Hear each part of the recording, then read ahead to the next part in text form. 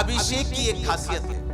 जब एक अभिषेक एक व्यक्ति की जिंदगी में आता है, वो उसका सुरक्षा कवच बन जाता है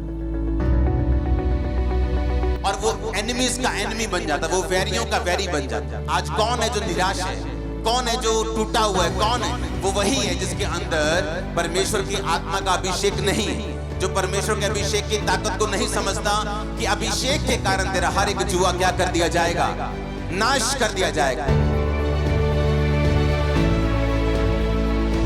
आपको ब्लेसिंग चाहिए, आपको फाइनेंशियल ब्रेक थ्रू चाहिए, आपको अपनी फैमिली की मुक्ति चाहिए कि मेरा बेटा प्रभु में आ जाए, आपको बीमारी से आजादी चाहिए, आपको शैतान से डिलीवरेंस चाहिए, ये होगा सिर्फ मसीह से।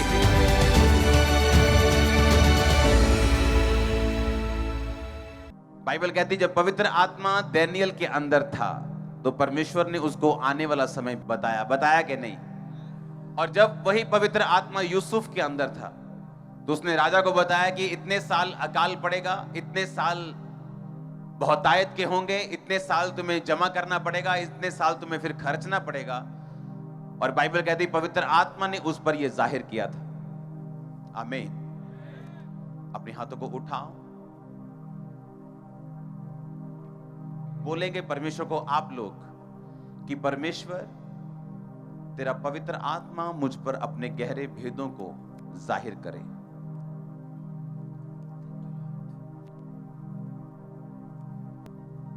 प्रभु यीशु मसीह के नाम में भजन संहिता 89 उस वचन को अपनी स्क्रीन के ऊपर पढ़ेंगे। मैंने अपने दास दाऊद को लेकर अपने उस पवित्र तेल से उसका अभिषेक किया है, मेरा हाथ उसके साथ बना रहेगा, मेरी भुजा उसे दृढ़ करेगी, शत्रु उसको तंग ना करने पाएगा और ना कुटिल जन उसको दुख देने पाएगा।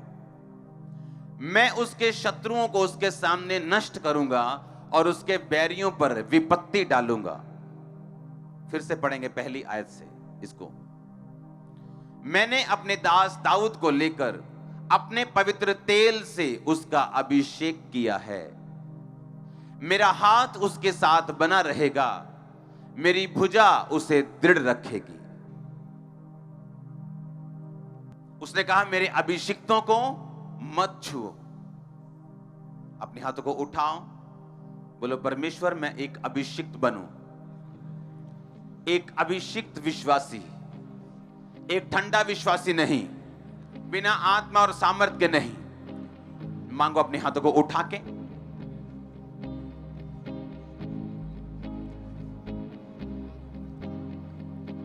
मैं एक अभिषिक्त विश्वासी बनूं, ये आपकी प्रार्थना होगी।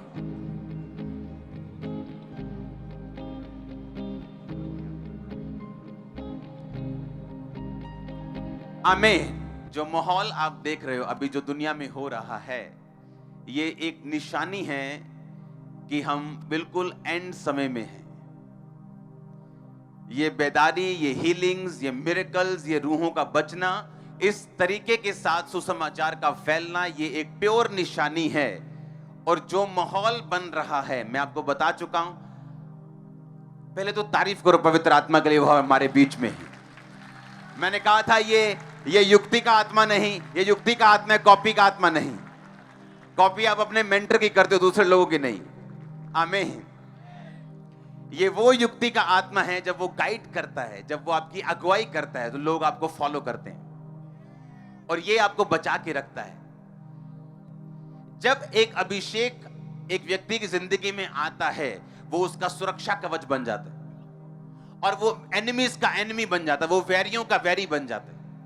आप वैरी नहीं है किसी के, लेकिन जो कोई आपको खत्म करना चाहता है वो उसका वैरी बन जाता है।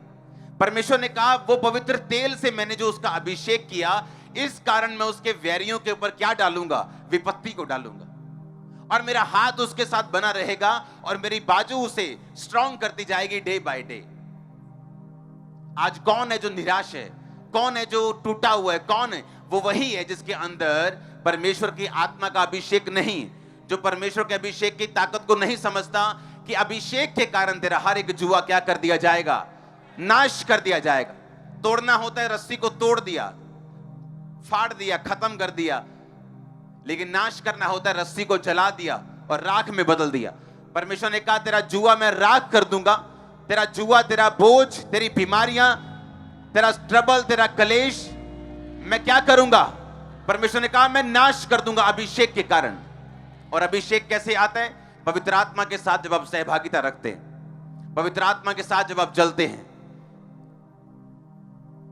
कुरिन्थिया के वचन को पढ़ेंगे अपनी स्क्रीन के ऊपर, पहला कुरिन्थिया 1 उसकी 21 आयत। और जो हमें तुम्हारे साथ मसीह में दृढ़ करता है और जिसने हमें अभिषेक किया वही परमेश्वर है। परमेश्वर कहता है कि तुम अभिषेक किए जाते हो, जिस दिन तुम क्रिश्चियन बन जाते हो, जिस दिन तुम मसीह में आते हो, तुम्हारा अभिषेक कर दिया जाता है। अब वो अभिषेक आपका कर दिया गया, पाप को मना कर सकते हैं। अभी आप बोल सकते हैं कि मैं व्यभिचार नहीं करूंगा, आप बोल सकते हैं कि मैं अब शराब नहीं पीऊंगा, नहीं अब मैं ये काम नहीं करूंगा, मैं चोरी नहीं करूंगा, अब मैं कोई गद्दारी नहीं करूंगा, अब मैं कोई गलत काम नहीं करूंगा, क्योंकि मेरा अभिषेक कर दिया गया। क्योंकि मैंने आपको ये बात समझाई है, आपको पिछले वचन सुनने पड़ेंगे अगर आपको सारी बात समझनी है तो, कि परमेश्वर आपको एक बार अभिषेक देता है और सबको एक जैसा देता है। लेकिन किसी का अभिषेक बढ़ जाता है, किसी का थोड़ा रहता है, किसी का ज्यादा हो जाता है, किसी का बहुत ज्यादा होता है। इसका रीजन ये है कि उस अभिषेक के साथ अगर आप फेथफुल हैं, अगर उस अभिषेक को आपने बढ़ाया है, पवित्र आत्मा के जरिए आपने उस अभिषेक की रक्षा भी की है, आप पाप में नहीं गिरे, आपने अभिषेक को बेचा नहीं है, आपने अभिषेक के साथ वफादारी निभाई है, तो परमेश्वर कहता है मैं तुझे अगला अभिषेक दूंगा। जिस तरह दाऊद को परमेश्वर ने अभिषेक किया पहली बार, दूसरी बार किया राजा होने के लिए यहूदा के गोत्र के ऊपर, और तीसरी बार किया इज़राइल का राजा होने के लिए 12 गोत्रों के ऊपर। हर कुछ साल के बाद उसका अभिषेक बढ़ा, और जब अभिषेक बढ़ा तो आपकी लेवल भी सेम नहीं रहता। एक सरकार में अगर 3 वैकेंसीज हैं, एक बीए वाले के लिए, एक एमए वाले के लिए, एक पीएचडी वाले के लिए। एक व्यक्ति ने बीए कर ली, मेहनत करके उसे वो सीट मिल गई। अब उसे मालूम है मैं इसका भी सीनियर बन सकता हूं, इससे भी ऊपर जा सकता हूं, लेकिन मुझे एमए करनी पड़ेगी। अब उसने एमए कर ली और उसका भी सीनियर बन गया, उसे मालूम है मैं इससे भी ऊपर जा सकता हूं, अगर मैं पीएचडी करूं इससे भी ऊपर एक पोस्ट खाली है। उसी तरह आत्मिक लाइफ है, परमेश्वर आपको उतना ही देता है जितना आप हैंडल कर सकते हैं। वो आपको हैंडल करने से ज्यादा, आपकी कैपेसिटी से ज्यादा वो आपको नहीं देता। इसलिए परमेश्वर ने कहा किसी को मैंने 5 तोड़े दिए, किसी को 2 दिए, किसी को 1 दिया। मैंने उनकी सामर्थ्य के अनुसार, मैंने उन्हीं के अनुसार, उनकी योग्यता के अनुसार मैंने उनको तोड़े दिए, मैंने उनको सिक्के दिए। 5 ने 5 कमाए, 2 ने 2 कमाए, 1 ने छिपा दिया, ये बात की बात है। लेकिन परमेश्वर कहता उनकी योग्यता के अनुसार मैंने उनको सिक्के दिए, मैंने उनको काम करने के लिए तोड़े दिए, बाइबल कहती। हालेलुया। अगर आप चाहते हैं कि अभिषेक आपकी लाइफ पे आए और वो ये काम करे जो हमने भजन संहिता 89 में पढ़े, फिर से पढ़ेंगे। उसने कहा तेरी बाजू मुझे दृढ़ करेगी, मेरा हाथ तेरे साथ बना रहेगा, मेरी बाजू तुझे दृढ़ करती रहेगी। किसके साथ? तेरे साथ जिसका पवित्र तेल से मैंने अभिषेक किया है। अपनी भेड़ों को वो मसा करते थे तेल के साथ, यानी अनॉइंट करते थे, यानी उसको कवर करते थे ताकि भेड़ों को मच्छर ना काटे, उनको फ्लाइज ना काटे, उनको खटमल ना काटे, या बीमार ना हो। और जब तेल लगता था भेड़ें सुरक्षित रहती थी। क्रिश्चियन बनने से कुछ नहीं होगा, जिसका असली मकसद है क्रिश्चियन बनना, मसीही बनना, मसा किया हुआ बनना। अगर मसा ही नहीं है तो हम मसीही भी नहीं। बोलो अपने पड़ोसी को, अगर मसा नहीं है तो हम मसीही भी नहीं हैं। आमीन। अगर हमको असली मसीही बनना है तो हमें मसा, हमारे जीवन में मसा होना चाहिए, निशानी होगी।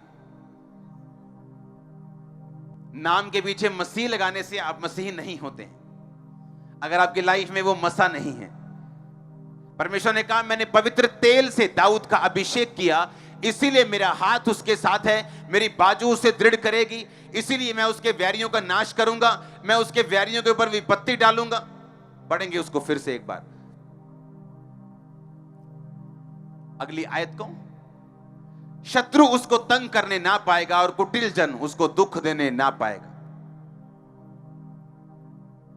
कि वो तंग नहीं करने पाएगा आपको, और कुटिल जन आपको दुख नहीं देने पाएगा। वो अनॉइंटिंग, वो अभिषेक जब आपकी लाइफ के ऊपर होगा। आप रिसीव करोगे आज इसे, क्योंकि अगर होली स्पिरिट को आपने पा लिया है, और किसको मिलता है होली स्पिरिट? जो अपने पापों से माफी मांग लेते हैं, जो एक पवित्र जीवन जीने के लिए तैयार है, जिसको मालूम है कि यीशु मसीह धर्म जात बदलने नहीं आए, मुझे यीशु मसीह को फॉलो करना है और उसकी सारी आज्ञाओं को मानना है, सताव का टेंशन नहीं लेना, विरोध की टेंशन नहीं लेनी, मुझे अपने प्राण पर खेलकर भी परमेश्वर के विश्वास को जो मेरे जीवन में है उसे सुरक्षित रखना है।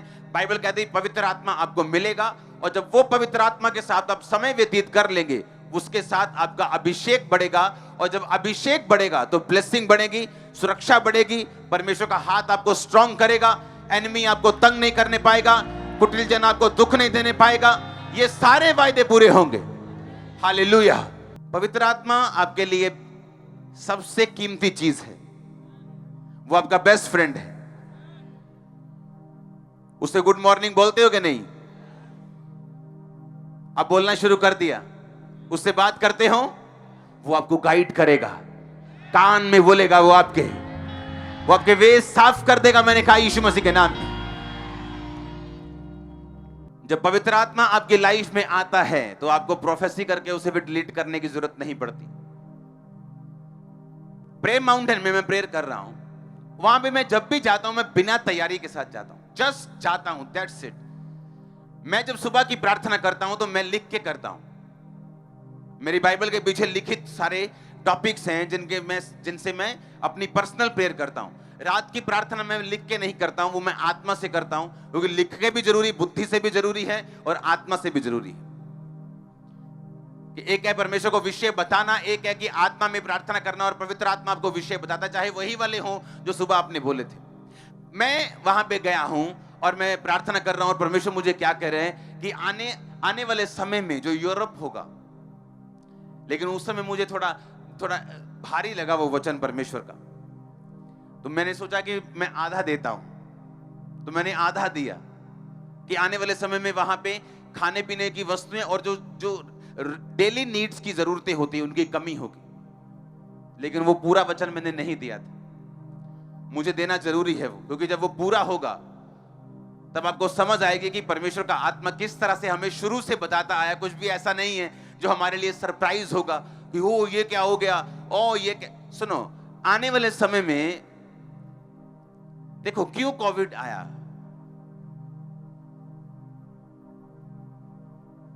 क्यों परमेश्वर ने अलाउ किया कि कोविड हिट करे नेशंस को। जो सुपर पावर्स थी वो घुटनों पे आ गई, डॉक्टर्स काम नहीं आए, मेडिसिन काम नहीं आई, हॉस्पिटल काम नहीं आए, सबने हाथ उठाए हुए थे ऊपर। परमेश्वर कहता अगर तुम हम्बल नहीं होवोगे तो मैं तुम्हें फोर्स से करूंगा। अगर तुम नम्र नहीं होगे तो मैं फोर्स से करूंगा, तुम्हें जबरदस्ती नम्र करूंगा। वो क्लास में ढीठ बच्चा होता है ना, जब वो मास्टर के सामने झुकता नहीं तो मास्टर कान में फाड़ता हो दिया फिर पहनती एक हाँ के ना कि या तो बंदे बन जाओ अपने आप, तो या फिर परमेश्वर बना दूंगा।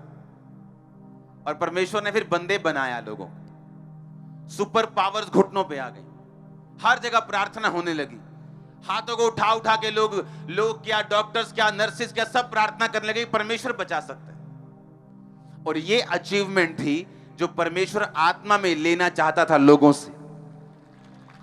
अब हम क्या देखते हैं, जब मैंने पंजाब में प्रोफेसी की थी कि लोग राशन के लिए लाइन में होंगे, किसी ने यकीन नहीं किया था कि हमारा ये इसे बोलते हैं कि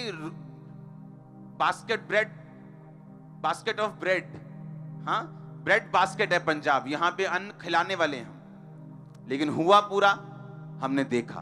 हाँ, हम क्या देखते हैं जब यूरोप को देखते हैं, हम देखते हैं कि खुशहाल नेशंस हैं, सब अपनी अपनी वहां पे लाइफस्टाइल है कि 5 बजे अगर किसी ने दुकान बंद कर दी, मैं वहां पे बहुत जाता हूं, वहां पे रहा हूं, अगर 5 बजे शॉप क्लोज का टाइम है, आप 10 करोड़ लेके चले जाओ, बोलेगा नो शॉप बंद हो गया। इतने तो रात ਨੂੰ 12 ਵਜੇ ਬੰਦੇ ਨੂੰ ਉਠਾ ਲਓ, ਲਿਆ ਓਏ 2000 ਦਾ ਰਾਸ਼ਨ ਲੈਣਾ, ਲਓ ਭਾਜੀ ਆ ਗਿਆ। और पता 2000 का राशन दवांगे 200 बचूगा ही, उदा में तो वेले ही बैठे। समझ रहे कि नहीं? वहां टेंशन नहीं लेते, वहां शाम को 5 बजे छुट्टी है तो छुट्टी, घर जाएंगे अपना एक कॉफी पियेंगे, टीवी के सामने बैठेंगे, वाइफ से बातें चल रही हैं, सुबह 9 बजे आएंगे तो 9 बजे आएंगे। खुशहाल माहौल है, लेकिन फ्यूचर में वहां माहौल खुशहाल नहीं रहेगा। और ये सैड था मेरे लिए, क्योंकि परमेश्वर ऐसा चाहता है कि हम उसकी ओर मुड़ें, और जब हम नहीं मुड़ते तो वो माहौल ऐसा बनता है कि हमें जबरदस्ती मुड़ना पड़े। आने वाले टाइम में मैं आपको दावा करता हूं, लोग कंपेयर नहीं करेंगे कि हमारा देश ऐसा है और यूरोप कंट्रीज ऐसी हैं, क्योंकि जो वहां की मुश्किलें होंगी, लोग बोलेंगे ठीक है यार, अगर तू यहां है तो भी ठीक है, वहां है तो भी ठीक है। पैसा होगा, लेकिन जो डेली नीड्स होंगी लोगों की, रोज की जरूरतों का सामान होगा, वो उनको, मैंने लाइंस देखी हैं यूरोप में ऐसे लगी हुई, ग्रोसरी स्टोर्स के बाहर ऐसे यूरोप में मैंने देखा है कि लाइंस लगी हुई, और बुजुर्ग जो अंग्रेज गोरे लोग हैं वो लाइन में लगे हुए हैं। क्या लेने के लिए? राशन लेने के लिए। किसी संस्था से नहीं, ग्रोसरी स्टोर्स से उन्हें टाइम लगेगा लाइंस में, और नाप के दिया जाएगा कि इतना ही एक फैमिली ले सकती है। शॉर्टेज चल रही है आने वाले टाइम। और जो लोग यहां होंगे या एशिया में होंगे, उनको लगेगा कि हाँ, यहां चैलेंजेस अलग हैं, वहां चैलेंजेस अलग हैं, लेकिन ऐसा कोई देश नहीं जो बोले मैं बहुत खुशहाल हूं। और क्यों होगा ऐसा? क्योंकि जब ज्यादा खुशहाली होती है, अगर आप इंडिया में हैं, आपको परमेश्वर की ज्यादा जरूरत है। हाँ, आप रोड पे जा रहे हैं, आपको कोई मालूम नहीं, इधर से कुत्ता आएगा कि इधर से कोई बंदा साइकिल वाला शराब पी के आएगा कि इधर से बाइक वाला ललकारे मारता आएगा, कोई पता नहीं। आप प्रभु को याद करते जाते हैं, प्रभु मेरा रास्ता साफ करना, एंजल्स को भेजना, सुरक्षा। यूरोप में ऐसा नहीं होता, वहां जाते ही जूं, उन्हें पता कोई नहीं आने वाला, सब कुछ सेट है। हाँ, अफ्रीका में चले जाओ, वहां यहां से भी नीचे है, वहां कोई मालूम नहीं कब गन तान देगा और तुमको किडनैप कर लेगा। वहां कोई मालूम नहीं क्या होगा तुम्हारी लाइफ में, शाम को तुम घर वापिस आओगे कि नहीं। और वहां इसलिए ज्यादा प्रभु को मानते हैं क्योंकि उनको ज्यादा जरूरत है परमेश्वर की। वो हर चीज के लिए प्रभु पे डिपेंडेंट है। रोड पे जा रहे हैं तो प्रभु पे निर्भर है, कुछ खाने के लिए प्रभु पे निर्भर है। सब कुछ उगा नहीं सकते वो अफ्रीका में, चाहे वो बड़ा अच्छा लैंड है, वहां पे उपजाऊ है, लेकिन मौसम ऐसा है कि हर देश हर चीज नहीं उगा सकता इंडिया की तरह। लेकिन वो निर्भर परमेश्वर पे हैं, इसलिए वो ज्यादा स्पिरिचुअल बन जाते हैं, क्योंकि उनकी निर्भरता जो है वो परमेश्वर के ऊपर है। आप मेरी बात समझ रहे कि नहीं? इसलिए वो लोगों ने बेदारी देखी। इसलिए अफ्रीका जो है, जब हम रेनिड बॉन्के की जो ग्रेटेस्ट इवेंजलिस्ट है उनकी बात सुनते तो अफ्रीका ब्लड वॉश हुआ, परमेश्वर के लहू से धुल गया, और 90% लोग वहां पे क्रिश्चियंस हैं। क्यों? क्योंकि एक बेदारी का टाइम आया। अब यूरोप होगा कैसे? परमेश्वर उनको दिखाएगा कि कुछ खुशहाल नेशंस भी अंडर ट्रबल आ सकते हैं, स्ट्रेस आ सकते हैं। फिर वो लोग, और जो क्रिश्चियन लोग होंगे वो बड़े आनंदित होंगे वहां। क्यों? क्योंकि परमेश्वर उनका देखो कैसे इंतजाम करेगा, उन्हें ट्रबल नहीं, उन्हें मुश्किल नहीं होगी। लेकिन जो अभी कोविड में क्या हुआ, लोगों को इतना स्ट्रेस था, सुसाइड कर ली स्ट्रेस में। जब लोग कोविड के नाम से पेंट गिली कर देते थे, हम बाहर खड़े थे पुलिस, पंजाब पुलिस के साथ, लोगों को मैं पहले 2 हफ्तों की बात कर रहा हूं, 4 हफ्तों की, जब कोविड के नाम से लोगों के पसीने छूट रहे थे। 90% पास्टर्स गायब थे। किनको फर्क पड़ा? दूसरे लोगों को। उसी तरह से होगा यूरोप में। किनको फर्क पड़ेगा? दूसरे लोगों को। और ऐसा क्यों? क्योंकि जो यूरोप की बेदारी है वो तभी आएगी, वहां चीजें तंग होनी शुरू होंगी फ्यूचर में। हल्की हल्की सी वहां पे जो है वो तंगी शुरू हो जाएगी फ्यूचर में। और जब तंगी शुरू होगी तब बेदारी शुरू होगी, क्योंकि वो एरिया अभी भी बेदार होना बाकी है। और ये सारा कुछ क्यों हो रहा है? विरोध क्यों बढ़ रहा है?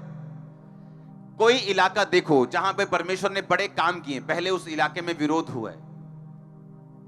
कोई इलाका देखो। पंजाब वो जगह थी, अगर एक मीटिंग करनी है तो आपको लगातार विरोध का सामना करना पड़ता था, और मीटिंग होगी कि नहीं होगी ये बात की बात है। अब आप जहां मर्जी टेंट डालते और शुरू कर देते। हाँ, सुनो, अभी बाकियों में ऐसा होगा, बाकी जगहों पे ऐसा होगा, लेकिन उससे पहले का जो प्रोसीजर है उसे सहना पड़ेगा। ये परमेश्वर का काम है, ये परमेश्वर का तरीका है। इसको नेगेटिव वे में नहीं लेना, इसको पॉजिटिव वे में लेना है। इसलिए तो परमेश्वर ने कहा तुम संसार के नहीं हो, मैंने तुम्हें संसार में से चुन लिया है।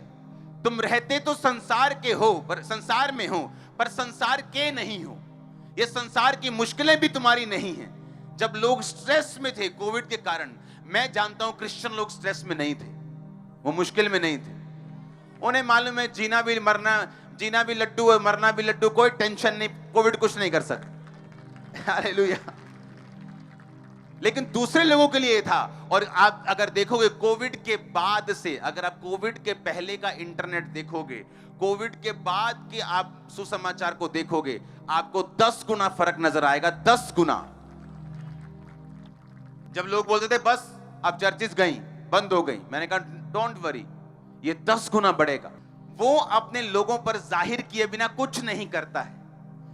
यूरोप के लिए मेरे दिल में बोझ हमेशा से रहा है, क्योंकि जब मैं वहां पे जाता हूं, मैं देखता हूं कि वो लोग जो हैं फाइनेंशियली ब्लेस्ड हैं, मौसम से ब्लेस्ड हैं, सिस्टम से ब्लेस्ड हैं, पर बेदार नहीं। वहां पे जब मेरी प्रचारकों से बात होती तो ऐसे लोग भी हैं, वहां पे अगर लंगड़ा भी चल जाए तो अंग्रेज ऐसे ही बैठा रहता है। मतलब उनको हिलाना बड़ा मुश्किल काम है। मतलब अगर किसी अंग्रेज ने ताली बजा दी ना, वाह, तो समझ लो कि मुर्दा जिंदा हो गया, ऐसा मिरेकल हुआ है। अगर ताली बजा दी तो ऐसा लगता है कि बहुत बड़ा काम हुआ कि अंग्रेज से ताली बजी। ये नहीं कि बिलीवर नहीं, बिलीवर हैं लेकिन ठंडे, बिल्कुल बिल्कुल ठंडे। परमेश्वर का उनको कोई सब कुछ उनके ऊपर सारा सिस्टम का कब्जा है। जर्मनी में हॉल में मीटिंग में कर रहा था और वहां पे जितनी कैपेसिटी थी उससे एक बंदा भी एक्स्ट्रा अंदर नहीं बिठाते थे, एक पर्सन एक्स्ट्रा नहीं आता था। कहते थे रूल है जितने अंदर बंदे असाइंड हैं उतने ही आएंगे। मैं कहा इन्होंने खामरे मरवाओ गेड़ा एक, इन्हें पता लग गया। हालेलुया। लेकिन इसीलिए आप सुनो, इसीलिए परमेश्वर काम दूसरा करेगा, इसलिए वो कान पकड़ेगा अभी, और ऐसा होगा। प्रेयर्स इस चीज को कैंसिल नहीं कर सकती। प्रेयर्स इस प्रोफेटिक वर्ड को कैंसिल नहीं कर सकती। लोग क्या बोलते हैं कि हाँ मैंने प्रेयर की थी, कि पहले मैंने कहा था ये जीतेगा, मैंने प्रेयर की थी ये जीत गया। ये प्रेयर से कैंसिल नहीं होगा, इसका कोई भी पीछे मुड़ने वाला हिसाब नहीं होगा, ये पूरा होगा। प्रेयर्स आपको बचाती हैं, प्रेयर्स क्रिश्चियन लोगों को बचाएंगी, प्रेयर्स वहां पे मलहम लगाएंगी, प्रेयर्स उनको सुरक्षित रखेंगी। लेकिन ये घटना पूरी होने से कभी नहीं रुकेगी। और रीजन क्या? कि परमेश्वर अब बेदारी को अचीव करना चाहता है। लास्ट टाइम के लास्ट घंटे आ चुके हैं। अब लास्ट टाइम में शैतान भी एक्टिव है, परमेश्वर का आत्मा भी आप देख रहे हैं किस तरह से काम कर रहा है, किस तरह वो यूथ को चुन रहा है, किस तरह वो मसा दे रहा है, किस तरह वो अनॉइंटिंग दे रहा है, काम कर रहा है। ऐसा पहले कभी नहीं था, पहले कभी नहीं था। और इसका रीजन है परमेश्वर, सुनो, इसीलिए परमेश्वर आज लोगों को फाइनेंशियली ब्लेस कर रहे हैं। पता नहीं चर्च के कितने वॉलंटियर्स इस समय यूएसए में है, कनाडा में है। ऐसा क्यों? परमेश्वर अब वो काम कर रहा है जिससे फाइनेंशियली सपोर्टर्स उठें। वो काम कर रहा है कि यूथ मसा हो, वो अपने एरिया में काम करें। अधिक से अधिक परमेश्वर का आत्मा आपको छू रहा है। मिरेकल्स को आप देख रहे हैं किस लेवल पे जा चुके हैं। ऐसा क्यों? परमेश्वर को कुछ भी प्रूफ करने की जरूरत थोड़ी है कि वो परमेश्वर है, लेकिन एंड टाइम है और परमेश्वर नहीं चाहता कि इस बेदारी से कोई बचे। आमीन। परमेश्वर ने, यीशु मसीह ने कहा कि फसलें पक चुकी हैं, बस काटने वालों की जरूरत है। अब काटने वाले भी बढ़ रहे हैं, फसलें भी आप देख रहे हो धड़ाधड़ कट रही। पहले ऐसा थोड़ी होता था, पहले ऐसा नहीं होता था। और कोई विरोध परमेश्वर के काम को रोक नहीं पाता। विरोध यह निशानी होती कि शैतान घबराया हुआ है और इस पे कब्जा होने वाला है। हालेलुया। जब अनॉइंटिंग आपकी लाइफ में आती तभी डिफरेंस पैदा होता है। अब मान लो परमेश्वर की ये इच्छा है कि मैंने एक व्यक्ति को ब्लेस करना है, मान लो परमेश्वर कहता है कि मैं इस एरिया को बचाऊंगा, उसके लिए परमेश्वर को एक ऐसा जन चाहिए जिसको परमेश्वर इस्तेमाल कर सके। अब परमेश्वर का हिसाब ये है, एक ये साउंड वाली होते हैं जो इनके साथ मेरी एक मीटिंग थी। कहते हम जो साउंड का बक्सा निकालते हैं 2 साल उसकी R&D करते हैं, 2 साल उसे कभी किसी मौसम में रखते हैं, कभी किसी प्रेशर पे बजा के देखते हैं, जो बड़ी कंपनियां होती, कभी कुछ करते हैं, 2 साल उसकी R&D चलती है और फिर वो बक्सा मार्केट में आता है। आप समझ रहे बात को? अब ये सोचो कि एक संसारिक कंपनी ऐसा बोल रही, तो परमेश्वर क्या अपने चीजों को सही करके मार्केट में नहीं भेजेगा? तो अब परमेश्वर आपको मसा देना चाहता है, क्यों? ताकि लोग बचाए जाएं। अब सुनो मेरी बात, अगर परमेश्वर आपको मसा देगा तो आपको सुरक्षित भी रखेगा, वो आपको फाइनेंशियल, सुनो, जहां मसा होगा वहां फाइनेंशियल ब्लेसिंग होगी। सुनो मेरी बात, मसा होगा, चाहे पवित्र आत्मा वहां पे से चला गया है, लेकिन अगर मसा है तो भी फाइनेंशियल ब्लेसिंग होगी। आप मेरी बात समझ रहे कि नहीं? जब अनॉइंटिंग आपकी लाइफ में एंटर करती है तो वहां पे जो रास्ते हैं वो ओपन होते हैं। मेक श्योर मसा के साथ आपके पास पवित्र आत्मा भी हो, ताकि आप उस मसे के साथ नरक में न जाएं शैतान के साथ। हां, अब जहां अनॉइंटिंग होगी वहां आप स्ट्रांग भी होंगे। अगर परमेश्वर ने सोचा हुआ है कि मैं इसको इस तरह से इस्तेमाल करूंगा, चाहे उसने आपको आपके बिजनेस में क्यों ना यूज करना हो, चाहे उसने आपको आपकी जॉब में, आपके कैरियर में क्यों ना इस्तेमाल करना हो, लेकिन बिना मसे के वो आपको इस्तेमाल नहीं करेगा। और जब मसा आपकी लाइफ में आएगा तो उसके साथ सारी उसकी ब्लेसिंग्स भी आएंगी। परमेश्वर ने कहा मेरा हाथ उसको सुरक्षित रखेगा, कुटिल जन उसको तंग करने नहीं पाएगा, शत्रु उसके ऊपर कब्जा करने नहीं पाएगा, मैं उसके व्यारियों के ऊपर विपत्ति डालूंगा, मेरा हाथ उसे मजबूत रखेगा, मेरी आत्मा उसके साथ रहेगी, मेरे अभिषिक्तों को मत छूने तो तुम पे श्राप पाएंगे। वो सारी ब्लेसिंग जो मसीह के साथ जुड़ी हुई हैं वो आपकी लाइफ में एंटर करेंगे। जब अनॉइंटिंग आपकी लाइफ में आएगी आपका परिवार बचेगा ही बचेगा, क्योंकि वो अनॉइंटिंग अट्रैक्ट करेगी ब्लेसिंग को, और आपके परिवार के कई मेंबर आपके वचन को नहीं बल्कि आपकी ब्लेसिंग्स को देखकर, जो खुदा का हाथ आपके सिर के ऊपर है उसे देखकर बचाए जाते हैं। आमीन। और इसीलिए जब अनॉइंटिंग आपकी लाइफ के ऊपर आती है, जब अभिषेक आता है, जब मसा आता है, ये सारी ब्लेसिंग्स आपको फॉलो करती, सुरक्षा आपको फॉलो करती, हर चीज आपको फॉलो करती जो आपके लिए बनाई गई। आमीन। यीशु मसीह, क्राइस्ट मतलब मसा किया हुआ, तो नाम के पीछे मसीह तभी लगाओ अगर आप मसा किए हुए हैं तो। आमीन। अगर मसा हुआ किए हुए नहीं है तो आप मसीही नहीं है एक्चुअल, क्योंकि मसीह कोई धर्म नहीं, ये किसी खास धर्म के लोग अपने पीछे नहीं लगाते, बल्कि मसा किए हुए लोग जो परमेश्वर से अनॉइंटिंग पाए हुए हैं वो अपने पीछे लगाते हैं। आमीन। अच्छा मेरी बात सुनो, क्यों दाऊद जो था वो गोलियत को हरा नहीं पाया? क्या खासियत थी उसमें? बोलो क्या खासियत थी? मसीह के कारण, अभिषेक के कारण, गिफ्ट्स के कारण नहीं। वहां गिफ्टेड हजारों लोग थे, गिफ्टेड। शाऊल की सेना कोई ऐसे ही थोड़ी थी, उसके सेना में बड़े शूरवीर बैठे थे, कोई हरा नहीं पाया, कोई वो काम नहीं करने पाया। और जो अनॉइंटेड था वो था दाऊद। दाऊद ने कहा मैं इसको मारूंगा जाकर। उसने कहा मेरी तलवार ले जा, ये ले मेरा टोप, ये ले मेरी झिलम ले जा। जब उसने डाले तो वो कार्टून सा बन गया। वो कहता नहीं ये नहीं होगा मुझसे, मैं तो अपनी फ्री स्पिरिट में जाऊंगा। आप वो काम करेंगे जो बड़े बड़े लोग नहीं कर सके। आप देखते इसीलिए वो मिनिस्ट्रीज रूहें बचा रही हैं, वो नहीं बचा रही जिनके पास बहुत पैसा है, जिनका बड़ा रुतबा है, जो बड़ा काम, वो नहीं बचा पा रहे।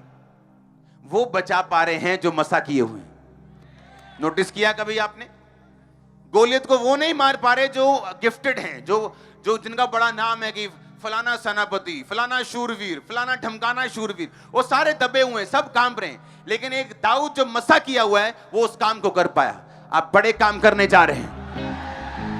मैंने कहा बड़े काम करने जा रहे हैं यीशु मसीह के नाम में। आमीन। मेरे को ऊंचा चाहिए। मैंने कहा बड़े काम करने जा रहे हैं। मैंने कहा बड़े काम करने जा रहे हैं यीशु मसीह के नाम में। आपका घराना, आपके लोग, आपके बच्चे, आपकी फैमिली, आपके बुजुर्ग बड़े काम करने जा रहे हो तुम यीशु मसीह का। आमीन। हो चाहिए आशीष तुम्हारी है। मैंने कहा बड़े काम करने जा रहे हो तुम लोग यीशु मसीह के नाम में, बड़े काम करने जा रहे हो यीशु मसीह के सामर्थ्य नाम में। हालेलुया, ऊंची आवाज में हालेलुया, आमीन। सुनो मेरी बात, अभिषेक के कारण तेरा हर जुआ नाश कर दिया जाएगा। क्यों शैतान आपके पीछे पड़ा रहता है कि आप पाप करें, ताकि आपका अभिषेक करप्ट कर दिया जाए। बाइबल कहती मरी हुई मक्खियों के कारण गंधी का तेल भी सड़ने और बसाने लगता है, कि परफ्यूम्ड ऑयल भी, एक खुशबूदार तेल भी मरी हुई मक्खियां यानी पाप के कारण, मूर्खता के कारण वो तेल बसाने लगता है और सड़ने लगता है।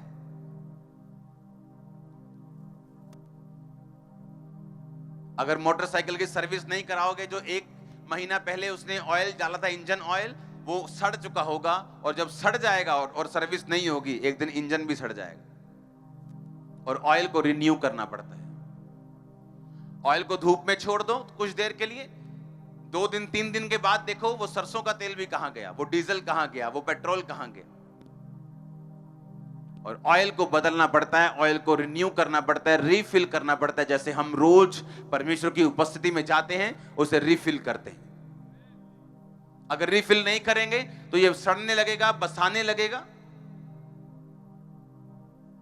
और ये किसी काम का नहीं रहेगा।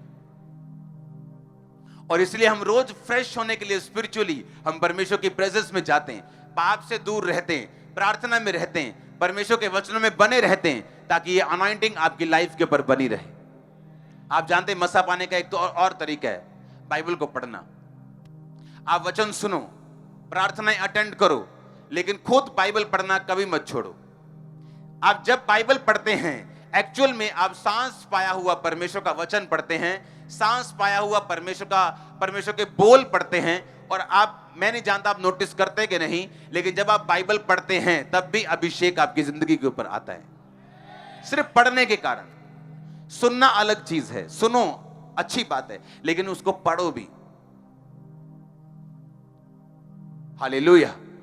और जब अभिषेक आएगा, आपने उसको सुना है, वो आपको सिखाएगा, वो आपकी अगुवाई करेगा, वो बंधनों को नाश करेगा, वो फैमिली मेंबर को सेव करेगा, वो शैतान को डांटेगा और निकालेगा, दुश्मन आप पे कब्जा नहीं करने पाएगा, शैतान के अटैक कामयाब नहीं होंगे। ये सारी चीजें अभिषेक के साथ जुड़ी हुई। आमीन। परमेश्वर ने कुटिल जन उसको दुख नहीं देने पाएगा, शत्रु उसको तंग करने नहीं पाएगा, मैं उसके वैरियों के ऊपर विपत्ति डालूंगा अगर तू मेरा अभिषिक्त है। परमेश्वर ने कहा मैंने पवित्र तेल से उसका अभिषेक किया। अनॉइंटेड लोग कभी नहीं हारते, नेवर नेवर, कभी नहीं हारते, कभी नहीं हारते। वो जीते हुए हैं और रहेंगे हमेशा। हालेलुया।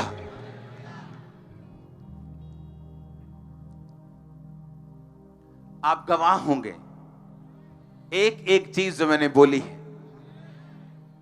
जब आने वाले टाइम में ऐसा ही हो रहा है और ऐसा ही होगा, आप गवाह होंगे। आपको मालूम होगा कि मैंने ये सुना है, हमें बोला गया था कि चाहे युद्ध रुक जाए, अगर एक मर्सिडीज एक एल्टो से युद्ध करेगी, कौन जीतेगा? मर्सिडीज। पर आपको मालूम, जब दोनों की रिपेयर होगी तो खर्चा किसका होगा? मर्सिडीज का। जितने की एल्टो पूरी है उतने की मर्सिडीज की लाइटें आती हैं अगली। तो मत सोचो कि फलाने देश ने युद्ध जीत लिया तो बहुत बड़ी बात है, उसको इतना ज्यादा पे करना पड़ेगा उस चीज का। एल्टो का तो कुछ नहीं बचेगा, पर अगर वो नहीं भी लेगा तो 4 लाख की नहीं आ जाएगी। पर मर्सिडीज वाला अगर गया कंपनी के पास तो पहले तो बोलेगा लाइटें 4 लाख की हैं जी, अगली 4 थे, पिछलियां 2, 6 लाख थे ही है, तो 50 लाख का बिल बनाएगा। वॉर में कभी किसी का फायदा नहीं हुआ, क्योंकि ये इंसानियत के खिलाफ है। हालेलुया। तैयार हो अभिषेक प्राप्त करने के लिए? क्योंकि जब ये आता है आपको मालूम है क्या होता है। अभिषेक बढ़ता जाएगा, ढीठ फैमिली मेंबर भी प्रभु में आते जाएंगे। क्योंकि अभिषेक आएगा तो ब्लेसिंग आएगी, आप अट्रैक्ट करोगे ब्लेसिंग्स को। अभिषेक आएगा तो वेज ओपन होंगे, रास्ते खुलेंगे, शैतान आपसे दूर रहेगा, विक्ट्री रहेगी, जीत रहेगी। दाऊद की मिनिस्ट्री की शुरुआत गोलियत के मरने से हुई थी। दाऊद को कोई नहीं जानता था, लेकिन जब गोलियत मरा तो लोगों ने दाऊद को समझा, क्योंकि वो पहले से मसा किया गया था, लेकिन लोगों को यह बात मालूम नहीं थी। जब अभिषेक आता है तो ऐसा काम आपकी लाइफ में होता है, कई बार आपकी मिनिस्ट्री में होता है कि वो आपको अपलिफ्ट कर देता है। आमीन। वो अनॉइंटिंग जब आपकी लाइफ में आती है, जब गोलियत की मौत हुई दाऊद से, तो वो उसके जर्नी की शुरुआत थी। लेकिन उसका पहला स्टेप भी यही था कि परमेश्वर के साथ वफादारी, पवित्र आत्मा के साथ, उसके बाद अभिषेक पाया। अभिषेक पाने के बाद उसकी जर्नी शुरू हुई जब गोलियत को मारा। आप तैयार रहो अभिषेक में, कभी भी कुछ भी बड़ा हो सकता है आपके साथ, एनी टाइम। और जब आप उसे एक्सपेक्ट नहीं कर रहे होंगे तब वो होगा। तो क्या आप तैयार है कि नहीं? अब दाऊद के बड़े भाई तैयार नहीं थे, वो अपने फैमिली अफेयर्स में, अपने दुनियावी अफेयर्स में बिजी थे बहुत। और जब गोलियत सामने आया तो किसी की हिम्मत नहीं थी उसके पास जाके बात भी कर सके। हर बंदा डर रहा था, शाऊल क्यों नहीं मार पाया गोलियत को, जबकि वो योद्धा था और बड़ा योद्धा था, क्योंकि उसके पास भी पवित्र आत्मा नहीं था। उसे मालूम था उसे धोखा मिल सकता है।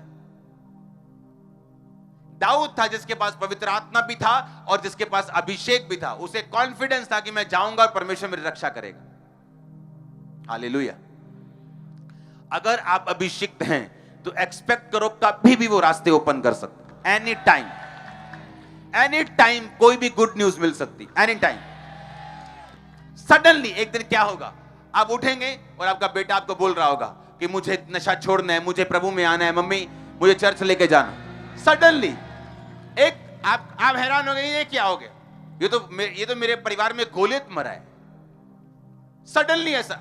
लेकिन उसके पहले की तैयारी है पवित्र आत्मा के साथ वफादारी, उसके साथ समय बिताना और फिर अभिषेक को प्राप्त करना, अभिषेक को संभाल के रखना और उसे बढ़ने देना अपनी लाइफ में। हालेलुया। मुझे 100% मालूम है जिस दिन दाऊद अभिषेक किया गया उसी दिन उसका गोलियत के साथ सामना नहीं हुआ। गोलियत के साथ सामना उसका हुआ जब वो एक लेवल तक बढ़ गया। परमेश्वर को मालूम था कि अब ये काम कर सकता है।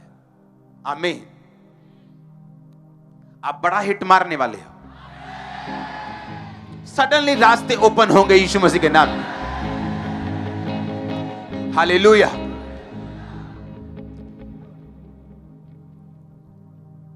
ऐसा क्या था जब आप अभिषेक में बढ़ते हैं? ये मिनिस्ट्री अंग्रेज नहीं थे हमारे साथ जो 50 करोड़ भेज रहे थे, 10 करोड़ की जगह ले लो, ये ले लो, वो ले लो। आपको मालूम है ऐसा नहीं था। जब चर्च की शुरुआत हुई थी जितनी ऑफरिंग होती थी उतने का सब सिर्फ रेंट शेंट जाता था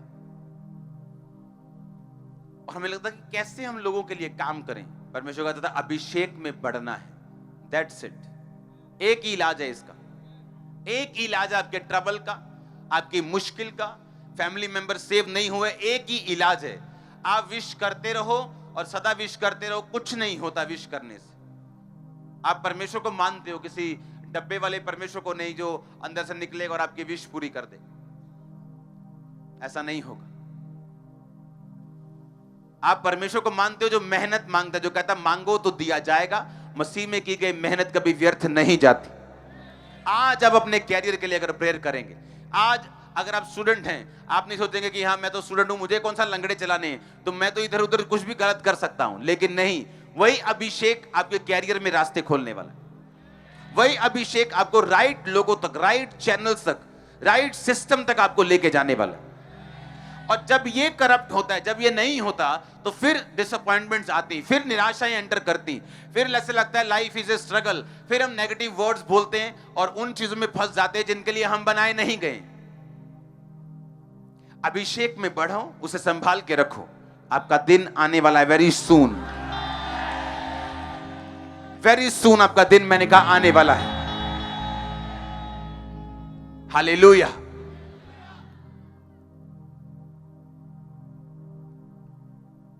आमीन। क्या करना है? अभिषेक में बढ़ना है, एक ही टारगेट रखना है।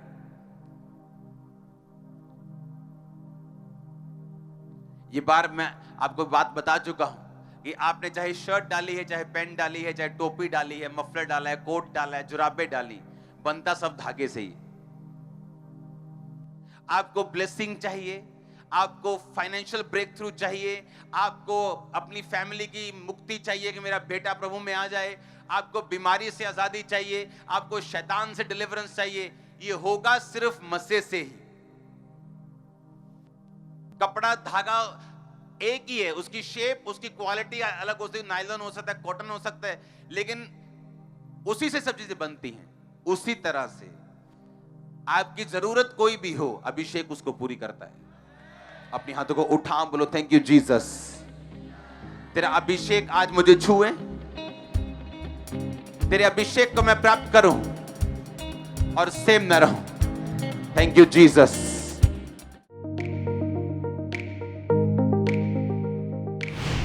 परमेश्वर के दास के द्वारा दिए गए जीवित वचनों और गहरे आत्मिक भेदों को जानने के लिए आप हमारे YouTube चैनल को अभी सब्सक्राइब करें और बेल आइकन को दबाना ना भूलें, ताकि हर एक नई अपडेट और अनाउंसमेंट सबसे पहले आप तक पहुंच सके।